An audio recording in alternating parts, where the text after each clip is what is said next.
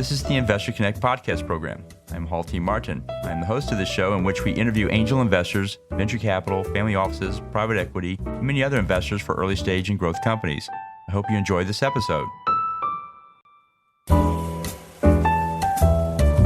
Investor Connect is a 501c3 nonprofit dedicated to the education of investors and startups for fundraising. Please consider donating $100 to the program to help others in their investor and entrepreneur journey. You can find the donate button on the investorconnect.org website. Well, hello, this is Hall Martin with Investor Connect. Today we're here with Scott Klein, host of the Get Down to Business radio show and podcast. Scott, thank you for having me on your show, and thank you for joining us today.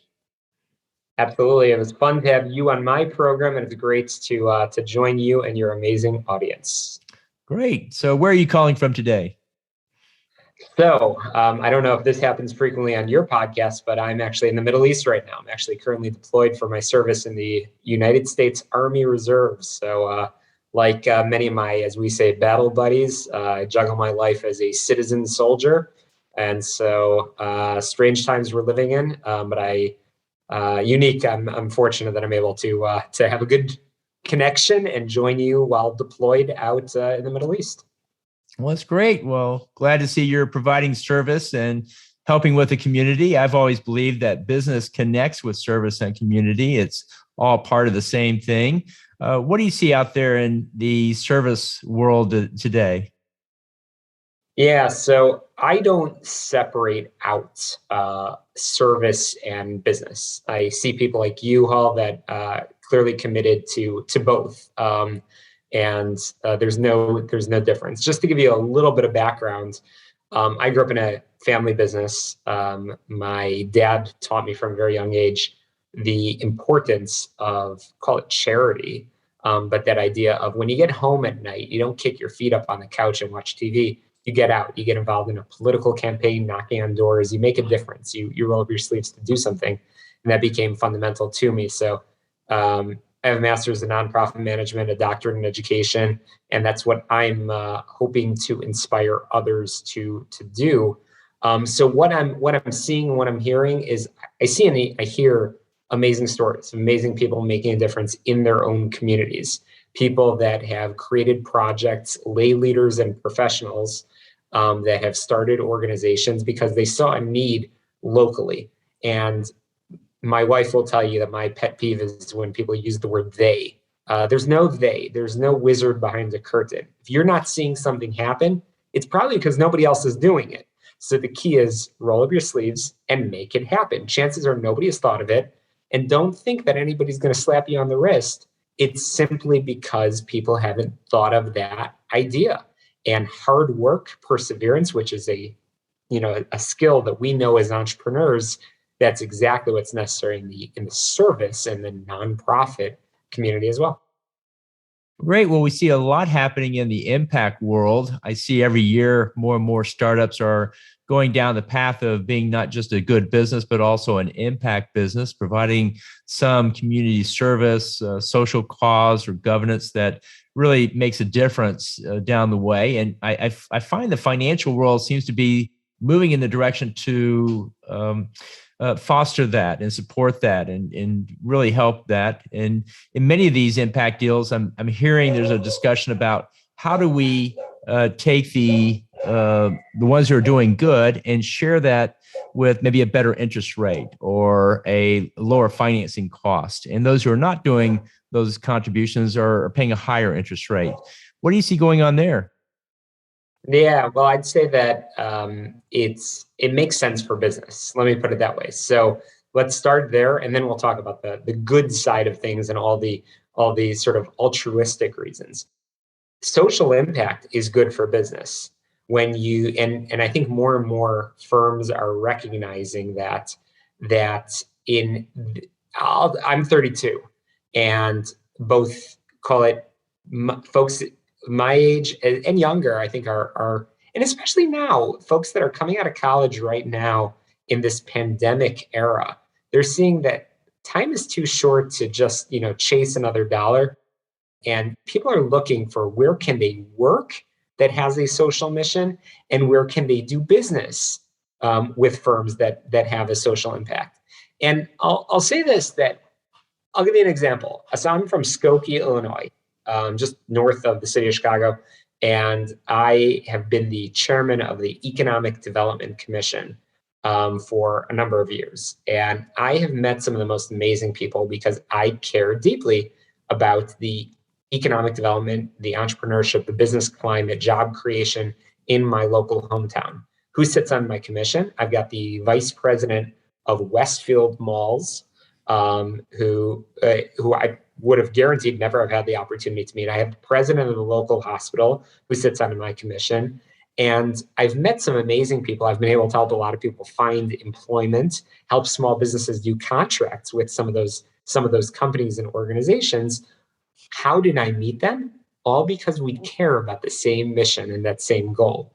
So there is a personal benefit. There's that endorphins that are released, not to go down that rabbit hole, but you feel good. You feel good when you're doing something, when you're volunteering and making a difference, but also you are able to build connections that will have many ripple effects and a return on investment way beyond your wildest imaginations. And in this era of, as we say, the great resignation, again, if you focus and you promote your mission, vision, and values, and I'm a big believer in that. That's typically terms that are used in the nonprofit space.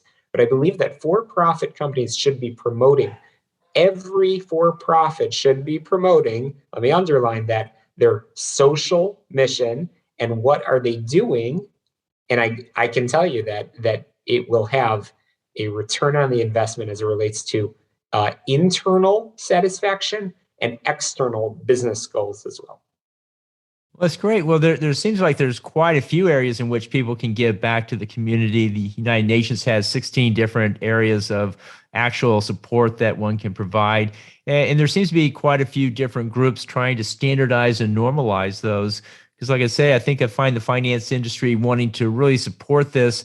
But if they had some more standards, then it'd be easier to align them across the board. How much is that contribution worth from a financial point of view, and then put some dollars behind it, because that certainly changes behavior when you have that level of support behind it. Where do you see the standardizations efforts going?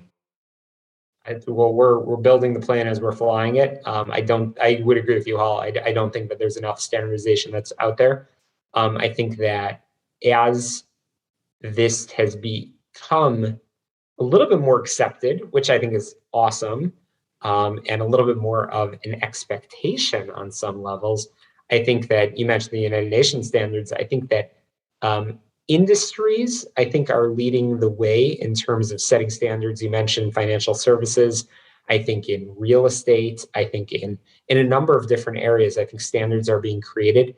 And you know who the judge of this is? It's your peers. That's the reality. No set of standards is going to uphold as much as the actual market itself.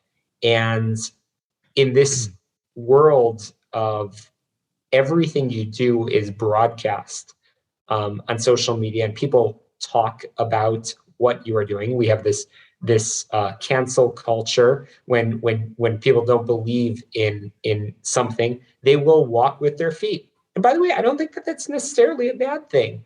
And so I think that the standards are being created. And frankly, I think it's going to evolve over time. What's true in 2022 will not be true in 2025. And that is okay. But definitely the fact that there's more awareness on these topics, not only of corporate social impact, but also in terms of this, as you said a moment ago, the importance of service, which I hope we can talk a little bit more about. I think that that's a good thing for the world at large.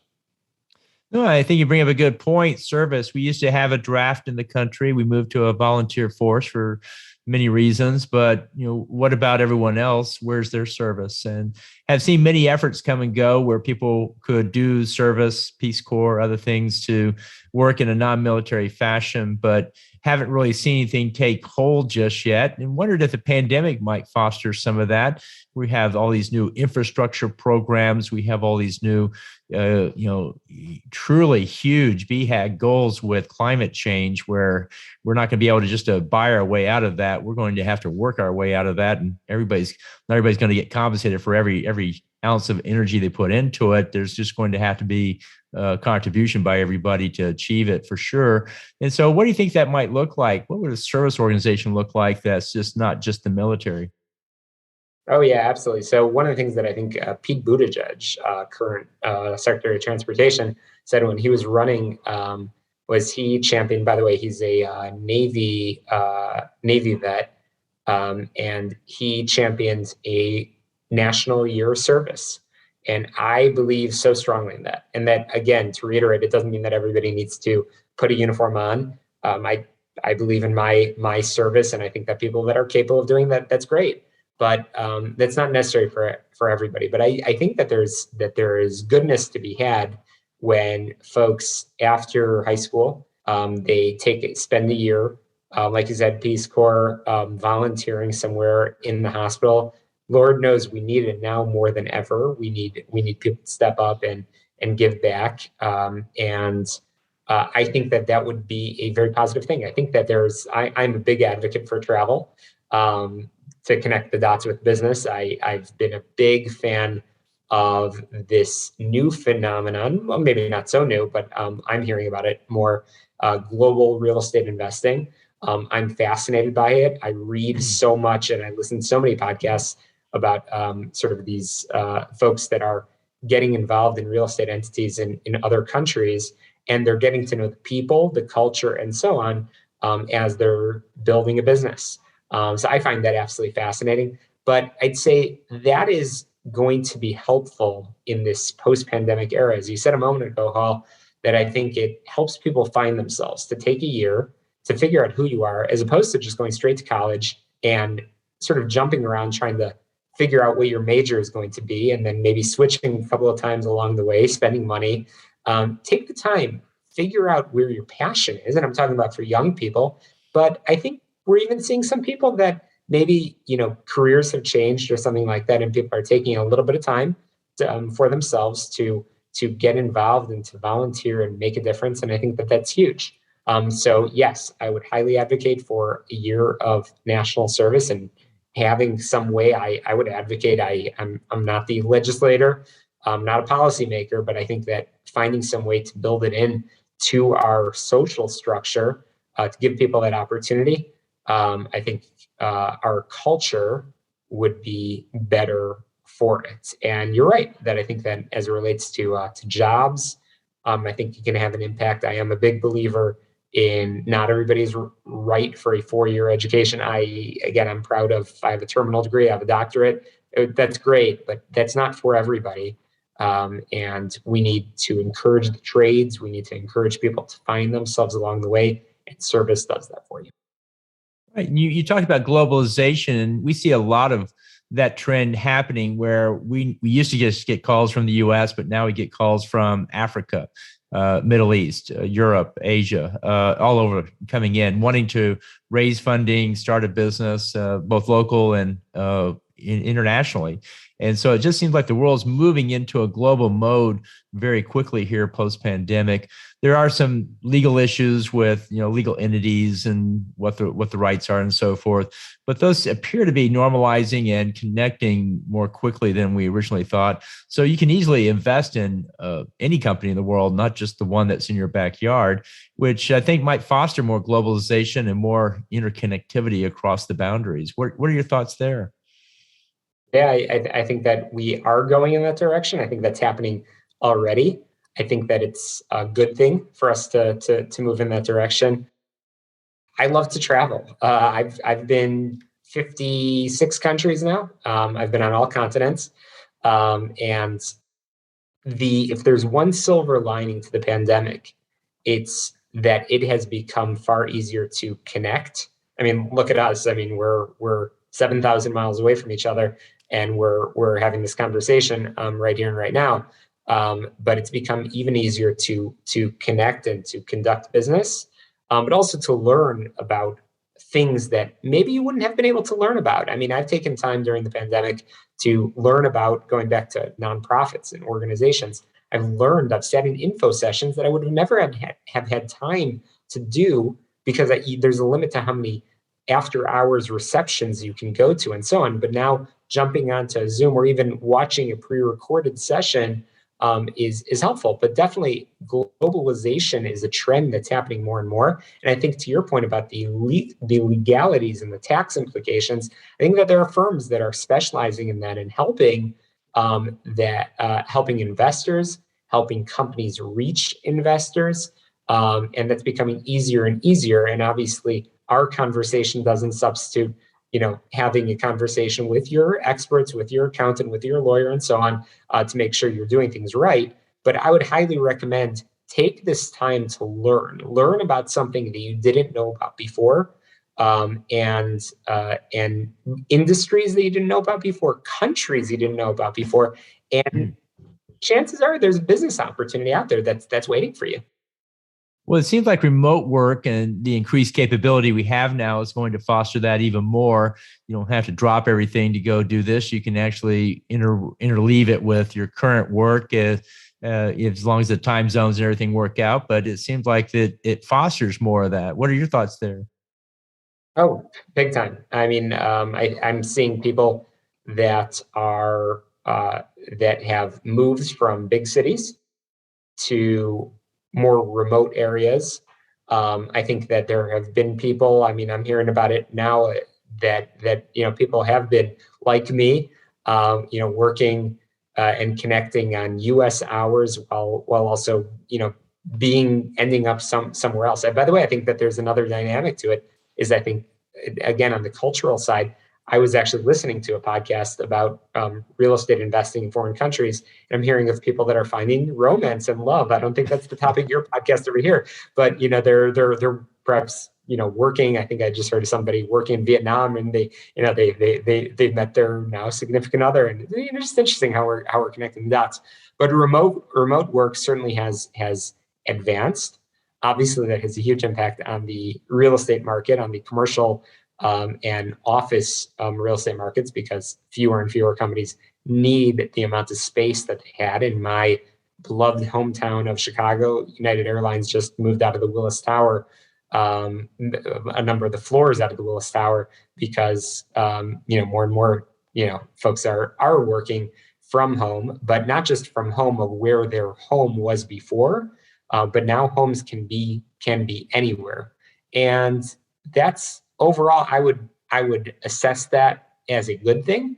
I think it's leading to a better quality of life for people, and I think companies are able to find the talent that they're looking for, and it's changing all the dynamics of salaries and so on. A company a New York company might be able to hire somebody for the bookkeeping position that ordinarily they'd be paying cost of living for a New York person. But why can't they hire somebody in the Midwest that can do the same job, do it at the same skills, but for for perhaps a better price point?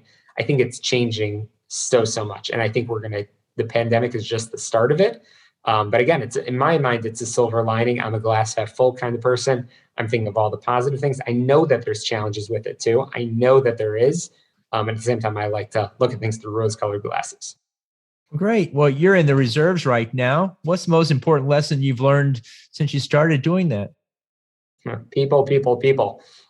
So I will tell you this, Hall. I came into the Army at age 29, which is might sound young, but that's pretty old in the Army world to come in. I went through basic training at age 29, continued my training, and ultimately the reason I did all that was to I'll share this, and this ties back to what we were talking about service, is that in most careers, you start in an entry-level job, you work your way, hopefully become a supervisor, a manager, a director, a VP, hopefully you work your way up. In the Army, especially as an officer, you come in and on day one, you're given the lives, quite literally the lives, and that responsibility for 50, 55 people on day one. That's why I came in, is to serve people, to serve my soldiers. I believe in servant leadership, although I hate the term because I don't believe there's any other kind of leadership other than servant leadership. And I came in to make a difference for people. Every single person that I work with has taken an oath to give their life for the country and to serve the greatest nation on earth. And it's been an incredible experience. I came into the Army not thinking that I had many more leadership lessons to learn. I will say that I learned from my people each and every day, and that's been the greatest lesson. And I am looking forward to continuing my service for many years to come. Great. So, what's a common myth about your job that you think you'd like to dispel among others? Well, as you know, Hall, I have a few jobs. I've got my I juggle my Army life. I juggle, of course, my civilian world of both being in business as well as you said, hosting a radio show, a podcast. I've written a book, a couple of other things. So I think that people see just on the military side, they see just green. And that used to be the big thing that people would say is, oh, we don't see color, we just see green. Every soldier is the same. That's changing. And especially right now, because of the pandemic, so many communities have seen the National Guard, the Army Reserve in their local communities, giving shots, involved in the civil unrest. I think people are seeing a little bit more. Hopefully, people are realizing the great sacrifice that individuals like my soldiers are making when they uproot their life for months on end to deploy, to be involved in the community, and understand that there are people with enormous skills, enormous talents behind that uniform that are literally just all about service. And that's not to ask, I'm not saying all this to ask for a thank you from anybody. I just want people, as you said, to dispel that myth of why people come in and what they're doing. This is a military, Army, Navy, Coast Guard, Marines, and of course our newest branch of the Space Force. That's all about service to country. And a special shout out to those in the National Guard and the reserves for splitting their lives, and for their families that are allowing them to serve the community and serve our country. Great. Well, as a reservist, I always ask a question of this nature. What online information source do you find most helpful for being a reservist? Interesting question. I am a podcaster. Obviously, we're having this conversation over here. So I think that there's amazing podcasts that are out there that talk about, by the way, I think for anybody, regardless of military or not, there's some awesome military leadership podcasts, learning from my role model. And one day I hope he'll hear me talk about him so many times that he's just going to call me one day and say, hey, Scott, I heard you talking about Admiral William McRaven, 4-star commander. And he famously talked about make your bed. It's the first thing that you should do in the morning, make your bed, and everything else will follow, because you accomplish one thing and then you keep checking things off your list and moving on. And that's like my life philosophy. And I believe in it to the core of my being.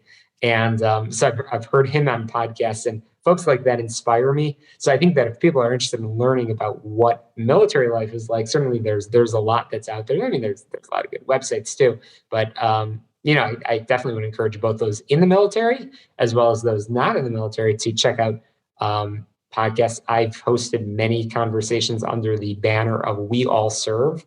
As you mentioned, I host the Get Down to Business radio show, but I also host a podcast called We All Serve. I've interviewed many amazing people talking about the lessons that we've been talking about over the past half hour or so, about service, but including some military leaders that have really walked the walk and talked the talk.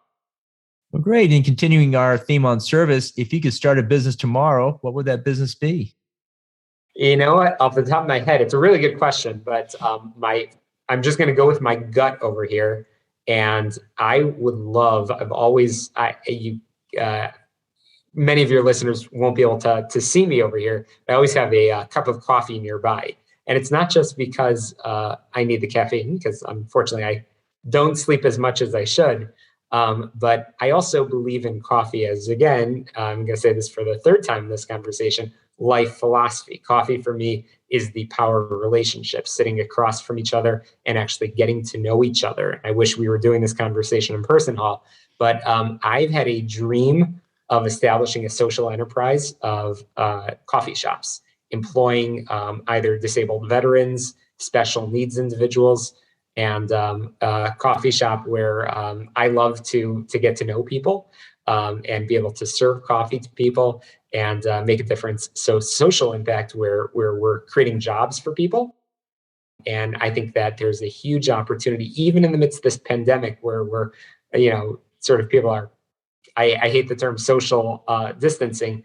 It really is just physical distancing. That's all. But eventually we'll come back, and I'm hoping that we'll be able to maybe one day in my retirement open a line of coffee shops, employing individuals that might otherwise not have opportunities, and give them the jobs in packaging bags of coffee and delivering it to maybe office buildings that you and your team are helping to attract investors for. And maybe there's a synergy there, Hall. I don't know. No, it sounds like a pretty good opportunity to me. I think there's going to be a lot of community and service in that one for sure. In the last few minutes that we have here, what else should we cover that we haven't? You know what? Going back to service, I definitely think that everybody can step up. If you love puppies, get involved in the animal shelter. Like I said, you will have those endorphins fire off, and you will feel good. You will actually feel really accomplished. And along the lines of what I mentioned a moment ago about making your bed, when you do something that makes you feel good, you will have more confidence, and that will lead to better business decisions and better personal relationships as well, which is important. But also you will meet like-minded people that also, let's say, love puppies or love helping the homeless or fill in the blank, whatever it is. You'll meet other people that you probably otherwise would have never have had the opportunity to meet. So I know we talk a lot about networking, and networking is really important, but it doesn't just need to be at a chamber of commerce or at a networking group. It could be while volunteering and being involved in a social mission as well. So I highly recommend people consider that. And just on the theme of entrepreneurship, I'll just conclude by saying that I wrote a book called Get Down to Business. It's available on Amazon and all that, but my publisher wanted to call it You Can Do It Before 30. I wrote the book when I was 28 or 29, and I hated the title. Because I don't let age define anything. But the reality is, as we were saying before, there is no wizard behind the curtain. If you want to do something, get up and make a difference. Make it happen. That's been the biggest lesson of entrepreneurship. Is I have seen so many people that spend so much time sitting behind the computer screen, budgeting and planning and strategizing and creating a business plan. And they do it for years and years before they run out of money and they can never get started and actually make it happen. That's not to say that you should operate without a business plan. That's not to say you should operate without a budget. At the same time, you need to have that healthy balance. If you have an idea, I like the question you just asked a moment ago, Hall, of, if you're able to start a business tomorrow. Everybody has the ability to do that and leverage your own strengths and recognize your own weaknesses and challenges, and surround yourself with amazing people that can mentor you, that can advise you, but also don't be afraid at times to take some risks and bring people on. If you're at that phase that, hey, you're really at that growth phase and you can't do your little QuickBooks online anymore, definitely you need to hire an accountant. You need to work with somebody to get you to that next level. So entrepreneurship, it's the American dream. It's what I love. And I love to hear stories. I love to profile those stories on my radio show. That's why I brought you on, Hall. And I can't wait to continue to hopefully inspire other people along the way. That's great. So how best for listeners to get back in touch with you? Yeah, my website is shalomklein.com, SHALOMKLEIN.com, or you just Google Get Down to Business Radio Show. It pops right up, including the book and everything. I'm always happy to get in touch, always happy to just, give advice on service. I'll talk about this literally till I'm blue in the face. Right now by me, we're recording this, it is almost midnight out here, and I am so passionate about this, and it has nothing to do with that cup of coffee that's sitting next to me that keeps me fired up and energized to hopefully inspire others. Great. We'll put that in the show notes. I want to thank you for joining us today and hope to have you back for a follow-up soon. Absolutely. Thank you all. Appreciate it. Investor Connect helps investors interested in startup funding. In this podcast series, experienced investors share their experience and advice. You can learn more at investorconnect.org. Paul T. Martin is the director of Investor Connect, which is a 501c3 nonprofit dedicated to the education of investors for early stage funding. All opinions expressed by Hall and podcast guests are solely their own opinions and do not reflect the opinion of Investor Connect. This podcast is for informational purposes only and should not be relied upon as a basis for investment decisions.